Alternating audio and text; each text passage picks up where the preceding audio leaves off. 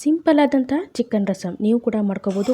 ಖಾರವಾಗಿ ತುಂಬ ಚೆನ್ನಾಗಿರುತ್ತೆ. ಅನ್ನಕ್ಕಂತೂ ಆಹಾ ಎಷ್ಟು ಚೆನ್ನಾಗಿರುತ್ತೆ ಅಂದರೆ ಒಮ್ಮೆ ಮಾಡಿ ನೋಡಿದ್ರೆ ಮತ್ತೆ ಮತ್ತೆ ನೀವು ಮಾಡ್ತಾನೆ ಇರ್ತೀರ. ಬನ್ನಿ ಸ್ಟಾರ್ಟ್ ಮಾಡೋಣ ವಿಡಿಯೋನ. ಫಸ್ಟು ಒಂದು ಪ್ಯಾನಿಗೆ ಸ್ವಲ್ಪ ಕಾಳು ಮೆಣಸು, ಸ್ವಲ್ಪ ಜೀರಿಗೆನ ಹಾಕೊಂಡು ಚೆನ್ನಾಗಿ ಹುರ್ಕೋಬೇಕು. ನಾನಿಲ್ಲಿ ಬೋಳು ಕಾಳು ಮೆಣಸು ತೊಗೊಂಡಿದ್ದೀನಿ. ನಿಮ್ಮ ಮನೇಲಿರುವ ಕರಿ ಕಾಳು ಮೆಣಸು ತೊಗೋಬೋದು. ಹುರಿದಾದ್ಮೇಲೆ ಪ್ಲೇಟಿಗೆ ತೆಗೆದಿಟ್ಕೊಂಡಿದ್ದೀನಿ. ನಂತರ ಒಂದು ಮಿಕ್ಸರ್ ಜಾರಿಗೆ ಟೊಮೆಟೊ ಹಾಕಿಬಿಟ್ಟು ಪೇಸ್ಟ್ ಮಾಡ್ಕೊಂಡು ಇಟ್ಕೊಂಡಿದ್ದೀನಿ. ನಂತರ ಕುಟ್ಟಾಣಿಗೆ ಸ್ವಲ್ಪ ಬೆಳ್ಳುಳ್ಳಿ ಹಾಗೂ ಹುರಿದಿರುವಂತಹ ಕಾಳು ಮೆಣಸು ಮತ್ತು ಜೀರಿಗೆನ ಹಾಕಿಬಿಟ್ಟು ಜೊತೆಗೆ ಒಂದು ಕರಿಬೇವು ಕಡ್ಡಿ ಹಾಕಿದ್ದೀನಿ, ಸ್ವಲ್ಪ ಕೊತ್ತಂಬರಿ ಸೊಪ್ಪಿನ ಕಡ್ಡಿಗಳು ಹಾಗೂ ಸ್ವಲ್ಪ ಶುಂಠಿನ ಹಾಕಿಬಿಟ್ಟು ಇದನ್ನು ಚೆನ್ನಾಗಿ ಜಜ್ಕೋಬೇಕು. ಸ್ವಲ್ಪ ತರಿಯಾಗಿ ಜಜ್ಜಿದ್ರೆ ನಡೆಯುತ್ತೆ. ನೀವು ಮಿಕ್ಸಿಲಿ ಬೇಕಾದ್ರೂ ಹಾಕ್ಕೋಬೋದು, ಆದರೆ ಈ ರೀತಿಯಾಗಿ ಟೇಸ್ಟ್ ಬರೋದಿಲ್ಲ. ತುಂಬ ಚೆನ್ನಾಗಿ ಜಜ್ಜೋದ್ರಿಂದ ತುಂಬ ಚೆನ್ನಾಗಿ ಟೇಸ್ಟ್ ಬರುತ್ತೆ. ನಂತರ ಒಂದು ಕುಕ್ಕರ್ ಜಾರಿಗೆ ಸ್ವಲ್ಪ ಎಣ್ಣೆ ಹಾಕಿಬಿಟ್ಟು, ಎಣ್ಣೆ ಸ್ವಲ್ಪ ಬಿಸಿ ಆದಮೇಲೆ ಸಾಸಿವೆ ಹಾಕಿದ್ದೀನಿ. ನಂತರ ಸಾಸಿವೆ ಚಟಪಟ ಅಂದಮೇಲೆ ಹಸಿಮೆಣಸಿನಕಾಯಿ ಹಾಕಿದ್ದೀನಿ. ನಂತರ ನಾವು ಜಜ್ಜಿದ್ವಲ್ಲ ಒಂದು ಖಾರನ ಅದನ್ನು ಹಾಕಿಬಿಟ್ಟು ಈ ಎಣ್ಣೆಯಲ್ಲೇ ಚೆನ್ನಾಗಿದ್ದರೆ ಫ್ರೈ ಮಾಡ್ಕೋಬೇಕು. ಈ ಒಂದು ಮಸಾಲೆ ಹಾಕಿದಾಗ ಪರಿಮಳ ಅಂತೂ ಸೂಪರಾಗಿ ಬರುತ್ತೆ, ಘಮ ಅಂತಿರುತ್ತೆ ನೋಡಿ. ಈ ರೀತಿಯಾಗಿ ಎಣ್ಣೆಯಲ್ಲಿ ಚೆನ್ನಾಗಿ ಫ್ರೈ ಆದಮೇಲೆ ನಾನಿಲ್ಲಿ ಒಂದು ಈರುಳ್ಳಿನ ಸಣ್ಣದಾಗಿ ಕಟ್ ಮಾಡ್ಕೊಂಡಿದ್ದೀನಿ. ಆ ಈರುಳ್ಳಿನೂ ಕೂಡ ಇಲ್ಲಿ ಹಾಕ್ತಾಯಿದ್ದೀನಿ. ಈ ಮಸಾಲೆ ಫ್ರೈ ಆದಮೇಲೆ ಈರುಳ್ಳಿನ ಹಾಕ್ತಾಯಿದ್ದೀನಿ ನೋಡಿ. ಈರುಳ್ಳಿನೂ ಸಹ ಈ ಮಸಾಲೆಯಲ್ಲೇ ಸೇರಿಸ್ಬಿಟ್ಟು ಚೆನ್ನಾಗಿ ಫ್ರೈ ಮಾಡ್ಕೊಳ್ತಾ ಇದ್ದೀನಿ.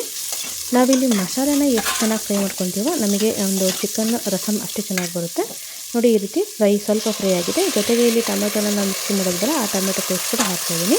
ಇವಾಗ ಎಣ್ಣೆ ಬಿಟ್ಕೊಳ್ಳೋವರೆಗೆ ನಾವು ಚೆನ್ನಾಗಿ ಇದನ್ನು ಹುರ್ಕೋಬೇಕಾಗುತ್ತೆ. ಎಣ್ಣೆಯಲ್ಲೇ ನೋಡಿ, ಎಣ್ಣೆ ಎಲ್ಲಿವರೆಗೆ ಬಿಟ್ಕೊಡುತ್ತೆ ಅಲ್ಲಿವರೆಗೆ ನಾವು ಇದನ್ನು ಹುರ್ಕೋಬೇಕು. ಜೊತೆಗೆ ಇದಕ್ಕೆ ಸ್ವಲ್ಪ ಕಲ್ಲುಪ್ಪು ಹಾಕ್ತಾಯಿದ್ದೀನಿ. ಪುಡಿ ಉಪ್ಪಿಗಿಂತ ಕಲ್ಲುಪ್ಪು ಹಾಕಿದ್ರೆ ರುಚಿ ಚೆನ್ನಾಗಿರುತ್ತೆ ನೋಡಿ. ನಂತರ ಇದು ಫ್ರೈ ಆಗೋಷ್ಟರಲ್ಲಿ ನಾವು ಸ್ವಲ್ಪ ಚಿಕನ್ ಇತ್ತಲ್ಲ, ಚಿಕನ್ನ ನಾವು ಸ್ವಲ್ಪ ಜಜ್ಕೊಂಬರೋಣ. ಈ ರೀತಿ ಜಜ್ಜಿ ಹಾಕೋದ್ರಿಂದ ಒಂದು ರಸ ಚೆನ್ನಾಗಿ ಬಿಟ್ಕೊಳುತ್ತೆ. ಅದರಿಂದ ನಾನು ಎಲ್ಲ ಚಿಕನ್ನು ಸ್ವಲ್ಪನೇ ಹಾಕಿ ಈ ಸ್ವಲ್ಪ ಒಂದೆರಡು ಸುತ್ತು ಜಜ್ಜಿದ್ರೆ ಆಯ್ತಷ್ಟೇ ನೋಡಿ. ಅಷ್ಟರವರೆಗೆ ನಮಗಿಲ್ಲಿ ಮಸಾಲೆನೂ ಕೂಡ ಚೆನ್ನಾಗಿ ಎಣ್ಣೆ ಬಿಟ್ಕೊಂಡಿದೆ, ಚೆನ್ನಾಗಿ ಫ್ರೈ ಆಗಿದೆ. ಇವಾಗ ಜಜ್ಜಿರುವಂಥ ಚಿಕನ್ನ ಹಾಕ್ತಿದ್ದೀನಿ. ನಿಮ್ಮ ಹತ್ರ ಮೂಳೆಗಳಿತ್ತು ಅಂದರೆ ಮೂಳೆ ಬೇಕಾದರೆ ಹಾಕ್ಬೋದು. ನಾನು ಇಲ್ಲಿ ಬೋನ್ಲೆಸ್ ಹಾಕಿದ್ದೀನಿ. ಮೂಳೆ ಇತ್ತು ಅಂದರೆ ಮೂಳೆನ ಜಜ್ಜಿ ಹಾಕಿ ನಂತರ ಇದಕ್ಕೆ ಸ್ವಲ್ಪ ಅರಿಶಿನ ಪುಡಿ, ಸ್ವಲ್ಪ ಖಾರದ ಪುಡಿ ಹಾಕ್ತಾಯಿದ್ದೀನಿ. ಇಲ್ಲಿ ಖಾರದ ಪುಡಿ ನಿಮಗೆ ಬೇಡ ಅಂದರೆ ನೀವು ಸ್ಟಾರ್ಟಿಂಗಲ್ಲಿ ಮೆಣಸಿನ್ಕಾಯಿ ಹಾಕ್ತಿರಲ್ಲ, ಆವಾಗ ನೀವು ಒಣ ಮೆಣಸಿನ್ಕಾಯಿ ಕೂಡ ಹಾಕ್ಕೋಬೋದು ನೋಡಿ. ಈ ರೀತಿ ಚೆನ್ನಾಗಿ ಫ್ರೈ ಆಗಿದೆ. ಇವಾಗ ಇದು ರಸಮ್ ಆಗಿರೋದ್ರಿಂದ ನೀರು ಸ್ವಲ್ಪ ಜಾಸ್ತಿನೇ ಬೇಕಾಗುತ್ತೆ. ಅದರಿಂದ ಸ್ವಲ್ಪ ನೀರನ್ನು ಇಲ್ಲಿ ಹಾಕ್ತಾಯಿದ್ದೀನಿ ನೋಡಿ. ಸ್ವಲ್ಪ ಹಾಕ್ತಾಯಿದ್ದೀನಿ, ಮತ್ತೊಂದು ಸ್ವಲ್ಪ ಹಾಕ್ತಾಯಿದ್ದೀನಿ. ಇಷ್ಟನ್ನು ಹಾಕ್ಬಿಟ್ಟು ಚೆನ್ನಾಗಿ ಮಿಕ್ಸ್ ಮಾಡ್ಕೊಳ್ಳೋಣ. ಇಷ್ಟೇ ಆದರೆ ಚಿಕನ್ ಬೇಯೋದಿಲ್ಲ.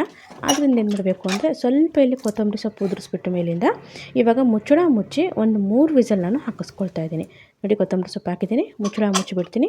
ನಂತರ 3 ವಿಸಲ್ ಹಾಕಾದ್ಮೇಲೆ ಓಪನ್ ಮಾಡಿದ್ರೆ ಪಟಾಪಟ್ ಅಂತ ರೆಡಿ ಆಗುತ್ತೆ ನಮಗೆ ಚಿಕನ್ ರಸಮ್.